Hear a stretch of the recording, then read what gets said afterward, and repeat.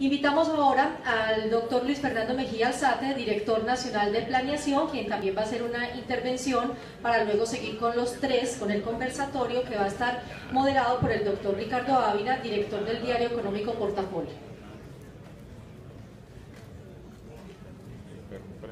No, él no lo tienes todos los días. Hay que dar más juego.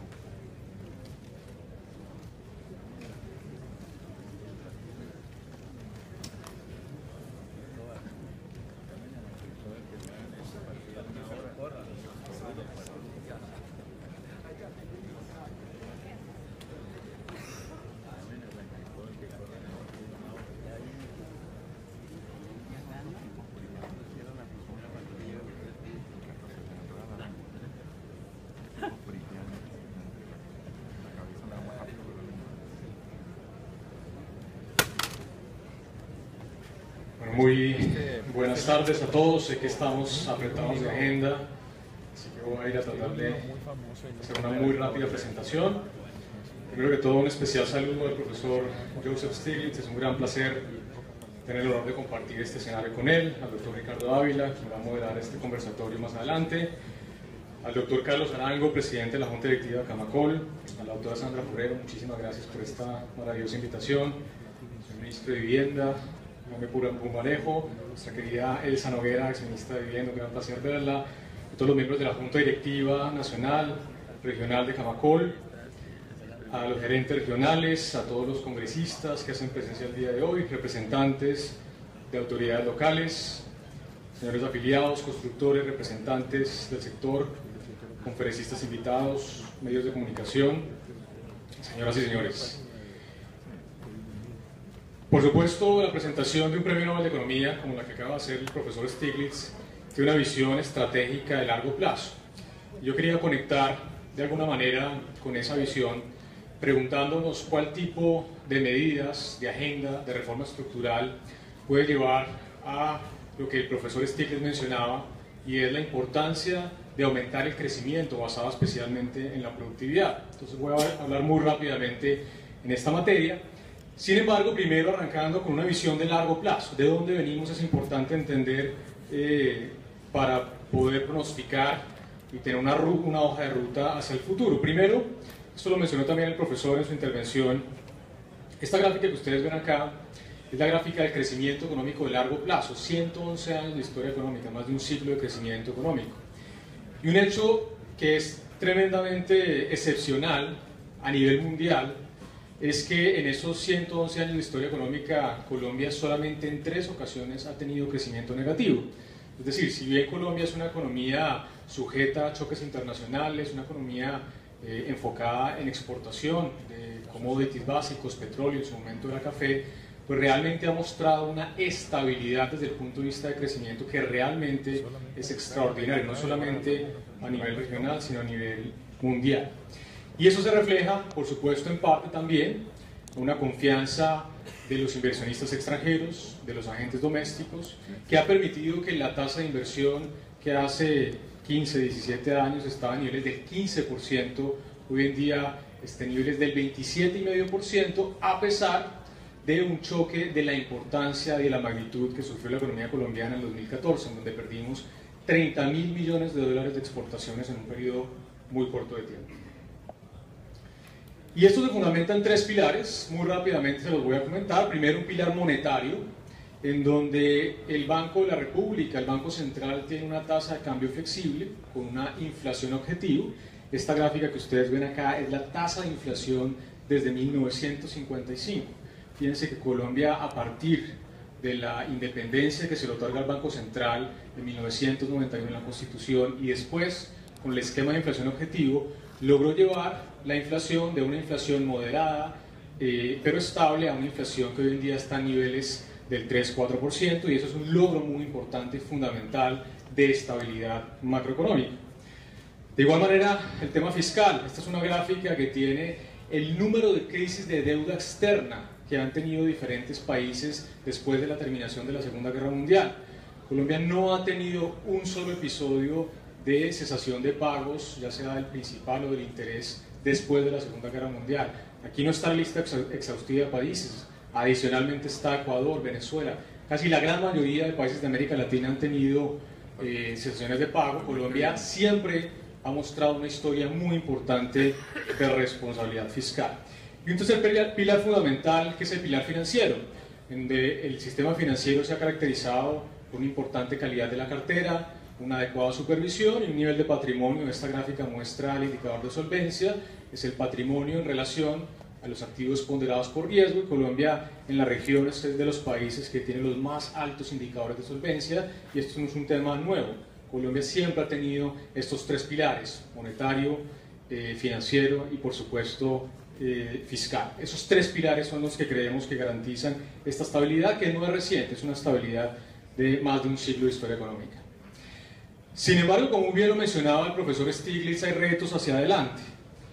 Uno primero es el crecimiento de la productividad. Esta gráfica muestra 25 años de historia económica, los más recientes, en donde tenemos cálculos importantes de cómo es el crecimiento de lo que los economistas llamamos la productividad total de los factores, es decir, cómo la economía con un capital dado y con una fuerza de trabajo dada cada vez puede producir más bienes y servicios de manera más eficiente, haciendo uso de los mismos recursos. Y el mensaje de esta gráfica es que realmente pues, el crecimiento de Colombia no ha estado enfocado en aumentos importantes de la productividad. La media en 25 años ha sido 0,3%, la mitad de las veces ha sido cercano a cero negativo. Y desde el punto de vista de crecimiento en esos 15 años, pues realmente el crecimiento promedio, que ha sido de 4,1%, viene primero 3 puntos de crecimiento de inversión, de aumentos del capital físico, 1,3% de aumentos de la oferta laboral o de la calidad del trabajo, y finalmente una contribución negativa de la productividad total de los factores. Y esto es fundamental porque hacia adelante se están agotando estas fuentes de crecimiento. Colombia, como les mostré, pasó de una inversión del 15% al 27,5%. Ya no hay mucho más espacio para crecer, probablemente la tasa de inversión puede llegar al 30-32%. El otro componente ha sido un aumento muy importante de la fuerza laboral y una reducción sostenida en la tasa de desempleo. Pero así como lo mencionaba el profesor Stiglitz, hay un cambio demográfico fundamental. Esta gráfica muestra, por ejemplo, desde la década de los 50, cuál es la tasa de dependencia. Esto quiere decir la relación entre las personas menores de 15 años y mayores de 65 años frente a la población que podríamos llamar en edad de trabajar, aquellos que están entre los 15 y 65 años. Fíjense que esta tasa de dependencia cayó de manera importante en los últimos 30, 40 años, pero ya se estima que en 10, 15 años vamos a perder este bono demográfico, y eso implica, por supuesto, un agotamiento del crecimiento desde el punto de vista de la oferta laboral. Entonces, ¿cuál es la fuente, digamos, de crecimiento? Esta es una gráfica que compara la misma que les acabo de mostrar para Colombia, para otros países de América Latina. Realmente la historia es similar. Las fuentes de crecimiento han estado atadas a incrementos en el capital, a incrementos en el trabajo, y la productividad realmente no ha contribuido de manera importante al crecimiento. Pero fíjense lo que está a mano derecha, que es Asia. Asia, esa barra roja, revela que el crecimiento de la región ha estado de manera importante ligado al crecimiento de la productividad. Si ustedes les quitaran esa parte roja Asia se vería como América Latina. Y la pregunta es, dado el agotamiento de las fuentes tradicionales de crecimiento, ¿cómo el país puede enfocarse en el mediano y largo plazos a aumentar ese aporte de la productividad al crecimiento económico?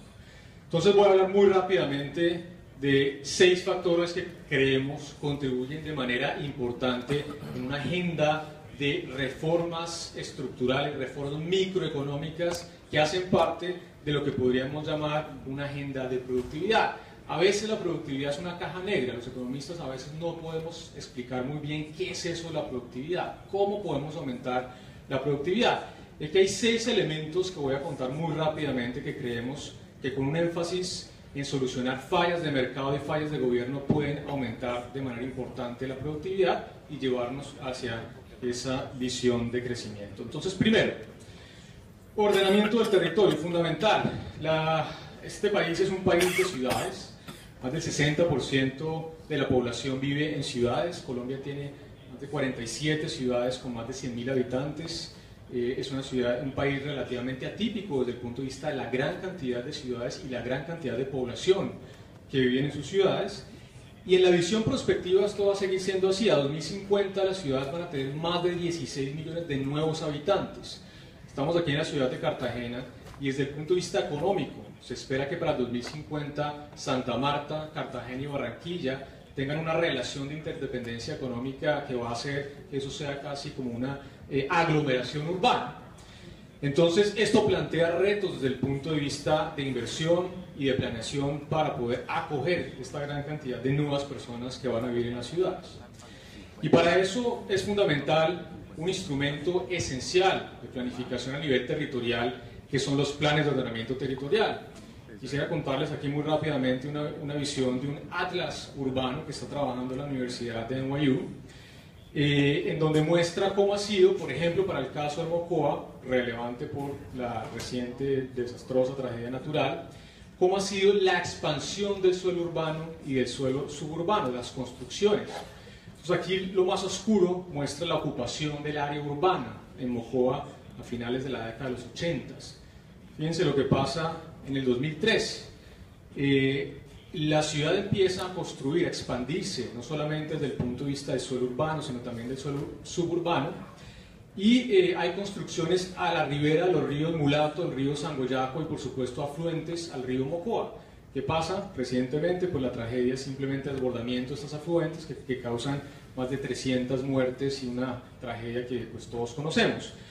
Todo eso debe hacer parte de lo que debe ser una buena planeación del territorio, cómo considerar las amenazas de riesgo de inundación y por supuesto eso va a ser parte de este instrumento de planificación territorial. Y ahí Planeación Nacional ha venido trabajando de la mano otra vez de NYU, del Instituto RIMIS de Chile, para formular lo que hemos llamado los planes de ordenamiento territorial modernos, generar los mejores estándares técnicos, incorporar por supuesto el componente ambiental y tener una visión de desarrollo que incorpore estos elementos fundamentales hacia adelante. Segundo, crecimiento verde. El profesor Stiglitz mencionaba la importancia del crecimiento compatible con los recursos naturales. Colombia ha hecho avances importantes en esta materia, se comprometió ya a reducir en 20% sus emisiones de gases de efecto invernadero. Acá tenemos la participación sectorial de cómo los diferentes sectores contribuyen a esas emisiones. Casi el 60% viene del sector forestal, el cambio de uso del suelo, el sector agropecuario, eso suma más o menos el 60%. Si bien Colombia es marginal desde el punto de vista mundial, contribuimos con menos del 0,5% del total mundial de gases de efecto invernadero. Colombia ha tomado una decisión importante, innovadora, de vanguardia, de generar medidas de apoyo y mitigación al cambio climático. Aquí tengo un ejemplo de unas listas. Primero, estamos trabajando en una misión de crecimiento verde.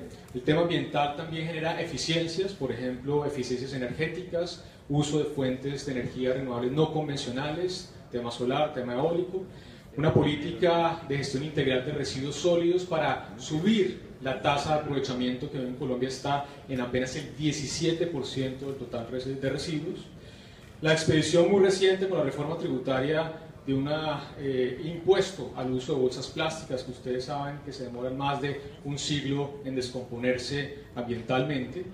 Fuimos pioneros también en la imposición de un impuesto verde que se cobra de acuerdo a las toneladas que generan los tipos de combustibles, fundamental de nuevo desde el punto de vista de crecimiento verde, y hemos avanzado de manera fundamental en la delimitación de 23 de los 37 páramos, estos complejos de ecosistemas ambientales, fuentes de recursos hídricos tan grandes que tiene nuestro país.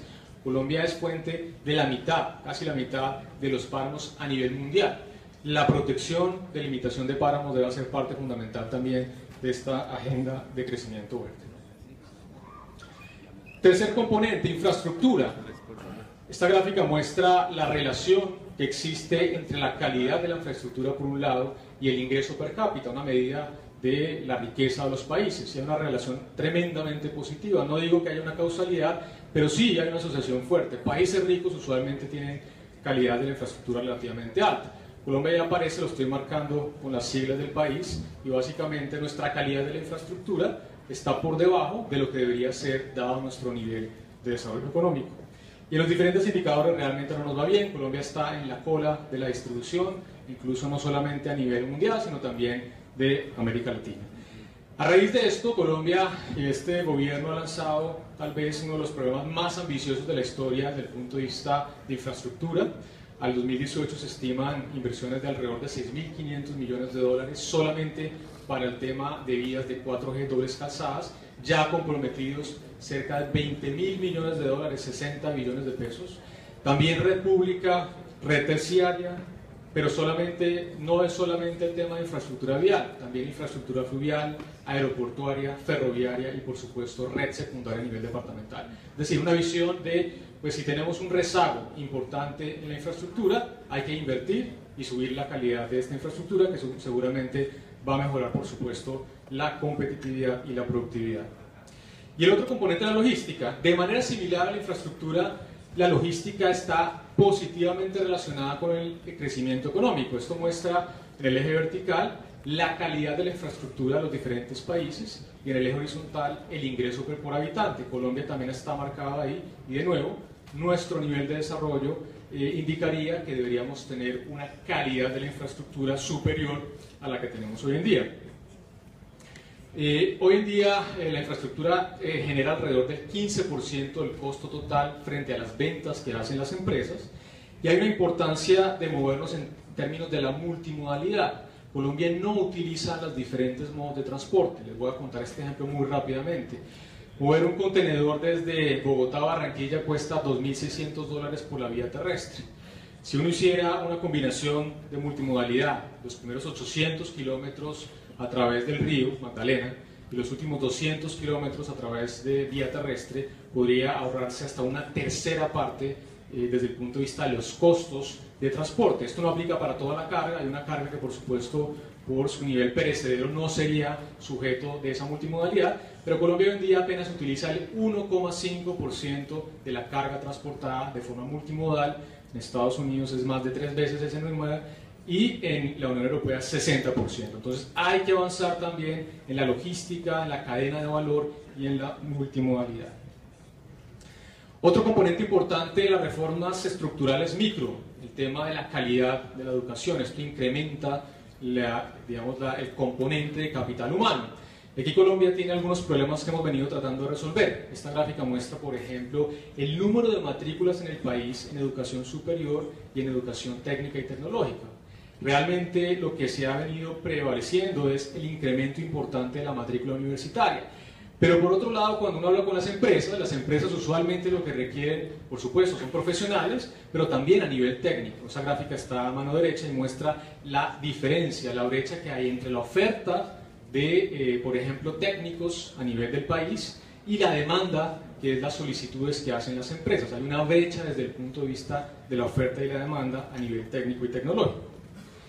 Y eso requiere necesidades como, por ejemplo, pues tener claro cuáles son los requerimientos técnicos, tecnológicos de las empresas. Hemos avanzado también en lo que llamamos el Marco Nacional de Cualificaciones. Esto implica poder transferir competencias desde el punto de vista del pilar universitario y el pilar técnico y tecnológico para que tengamos, por ejemplo, maestros en técnicas que demandan las empresas. Y finalmente, por supuesto, el componente de calidad. Hemos hecho avances. Hace apenas 6 años la cobertura en educación superior era de apenas el 37%. Ya hoy tenemos más del 51% de los habitantes cubiertos con educación superior. Y un programa fundamental que ustedes conocen, que es el de Ser Pilo Paga, un programa que ha permitido el acceso al 10% más Pilo desde el punto de vista de los exámenes de educación superior a las diferentes universidades del país. Les muestro esta gráfica que muestra la tasa de acceso por estratos de los estudiantes más pilos a las instituciones de educación superior. Antes del programa Ser Pilo Paga, un estudiante del estrato 1 tenía una probabilidad de acceso del 34% a la educación superior, un estudiante del estrato 6, 63%. El programa Ser Pilo Paga es una cosa tremendamente importante que fue equilibrar las cargas, que independientemente del estrato un estudiante puede acceder a educación superior, y eso va en la vía de lo que mencionaba el profesor Stiglitz, de reducir las inequidades.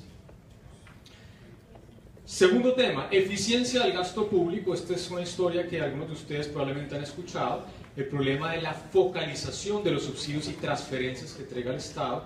El resumen de esta diapositiva es simplemente que hay unos problemas importantísimos de focalización en el gasto en subsidios y transferencias. Menciono aquí el ejemplo de las pensiones, en donde de los 2,3 puntos del PIB que gasta el gobierno nacional para pagar las pensiones, más casi el 75% de ese gasto llega al 40% más rico de esta sociedad. Eso involucra de nuevo una oportunidad importante para refocalizar el gasto y las transferencias que se hacen a los hogares. Y eso implica que en Colombia realmente el impacto de las transferencias a los hogares desde el punto de vista de la desigualdad es absolutamente marginal. Acá tenemos la medida de desigualdad estándar, que es el coeficiente de Gini en Colombia antes de las transferencias monetarias, es de alrededor del 0.53, después de las transferencias es 0.52. Fíjense que el cambio antes y después de transferencias es absolutamente marginal. Miren cómo cambia esto en Alemania y Reino Unido. Muchas personas no saben que Alemania y Reino Unido, antes de transferencias, tienen indicadores de desigualdad muy similares a los de Colombia. Pero la forma en la que se focaliza el gasto público y las transferencias a los hogares, pues genera importantes reducciones en desigualdad, y hacia allá debe moverse también la política pública. Y finalmente cierro con los temas de regulación. Este es un bien público importante, la calidad de la regulación, donde también tenemos problemas importantes desde el punto de vista de inflación normativa. Hicimos un análisis utilizando información de los últimos 17 años, lo corrido del siglo XXI, del número de resoluciones, decretos y normas que emite el gobierno, la rama ejecutiva del orden nacional. Son alrededor de 95.000 normas emitidas en 17 años, 2,8 decretos al día, 11 resoluciones y 15 normas en el total. Eso inmediatamente llama la atención desde el punto de vista de cuál puede ser la calidad de la emisión de la regulación a nivel del gobierno, en la medida en que ese ritmo pues realmente genera dudas frente a la posibilidad de regulación que realmente sea pertinente y económicamente razonable.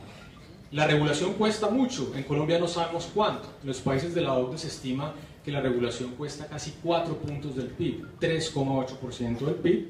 Y hemos avanzado en cosas como, por ejemplo, eliminar trámites, más de 1.300 trámites que se eliminaron hace ya 4 o 5 años. Se están estableciendo tiempos mínimos de consulta pública para los diferentes decretos, y el próximo año estimamos que la mejora regulatoria, el estándar más avanzado desde el punto de vista de cómo se debe emitir la regulación, va a estar implementado a nivel del orden nacional. Cierro con esto. Colombia se ha destacado por una muy larga tradición de resiliencia macrofiscal, esos pilares macrofiscal y financiero que explican la estabilidad de una economía por más de un siglo, una tradición importantísima.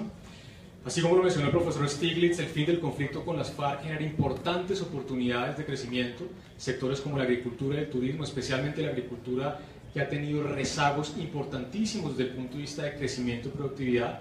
Ahí el sector de la construcción juega también un papel fundamental. El país cuenta además con una ubicación geográfica estratégica, 2 océanos en la mitad de América, para vincularse a cadenas globales de valor, no solamente en comercio, sino también en servicios. Y este agotamiento de las fuentes tradicionales de crecimiento, la inversión y la fuerza laboral, pues revela la importancia de esta agenda micro, de una agenda que pueda aumentar el crecimiento de la productividad y recomponer esas fuentes de crecimiento.